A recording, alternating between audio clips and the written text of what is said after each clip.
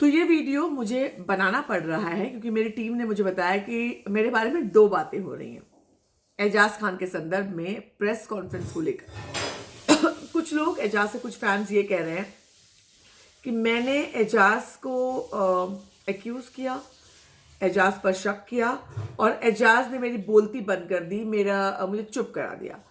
और दूसरे कुछ फैंस ये कह रहे हैं कि मैंने एजाज से पैसे लेकर के एजाज और पवित्रा को साथ मिला करके ये गेम एक्सपोज किया। तो भाई आप लोग तय कर लो सही कौन सी बात है। अब आपको सही बात बताती हूँ, एजाज मेरे सवाल से बहुत खुश हुए थे। मैं बिग बॉस प्रेस कॉन्फ्रेंस की बात कर रही हूँ। जिस वक्त मैंने एजाज से सवाल पूछा उससे पहले एजाज पर पूरा मीडिया, लगभग पूरा मीडिया चढ़ बैठा था क्योंकि एजाज ने कुछ बातें कही अपनी उसी स्टाइल में, मेरे को फर्क नहीं पड़ता, मैं ऐसा हूँ। और मीडिया भड़क गया। मीडिया ने कहा बहुत एरोगेंट है और लगातार तमाम लोगों ने कहा, काम्या पंजाबी ने भी कहा कि एजाज आप गलत हैं, आप गलत लग रहे हैं, आप एरोगेंट हैं। रुबीना ने कहा आप एरोगेंट हैं, तमाम लोगों ने कहा। उस वक्त मैंने एजाज से सबको चुप करा के मैंने सवाल पूछा। मैंने कहा कि एजाज एरोगेंसी की बात अभी आई है, लेकिन घर में आप मुझे शुरू से रियल लगे। आपने जो कुछ भी किया ऑन द फेस किया, आप मुझे रियल लगे। आपका गेम रियल लगा, जो आपने सीक्रेट रिवील किया वो भी मुझे रियल लगा।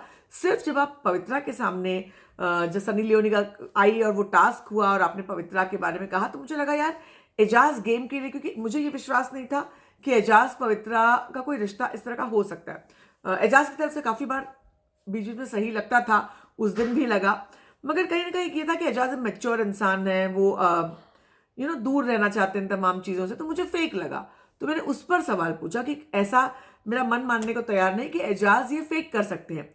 और एजाज ने उस पर, वो खुश हुए इस सवाल से क्योंकि उसके पहले उन पर बम्बार्डिंग हुई थी। उन्होंने हाथ जोड़कर इस सवाल का जवाब दिया।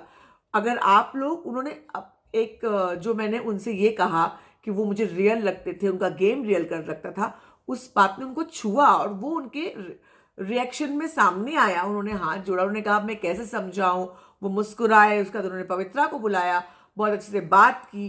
तो ये बात की एजाज का गेम मैंने खराब किया या मैंने एजाज को अक्यूज किया, बॉस ऐसा नहीं है।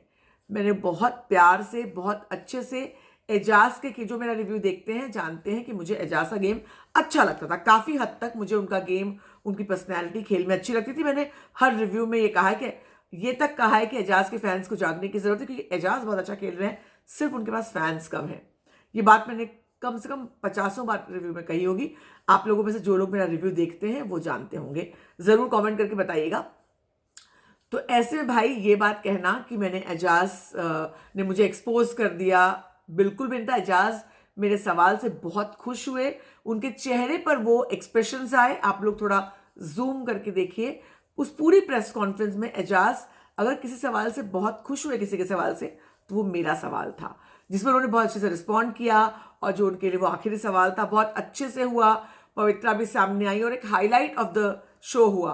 तो ये कहना, उल्टा करना, फिर कुछ लोग ये कह रहे हैं कि मैंने एजाज और पवित्रा से पैसे लेकर के ये प्लान किया कि एजाज और पवित्रा साथ में, तो भाई तय कर लो आपस में, ये सही बोल रहे हो या वो सही बोल रहे हो। वैसे आप लोग को बार बार बता दूं कि ये सब सेलिब्रिटीज मुझे पैसे देके खरीद नहीं सकते।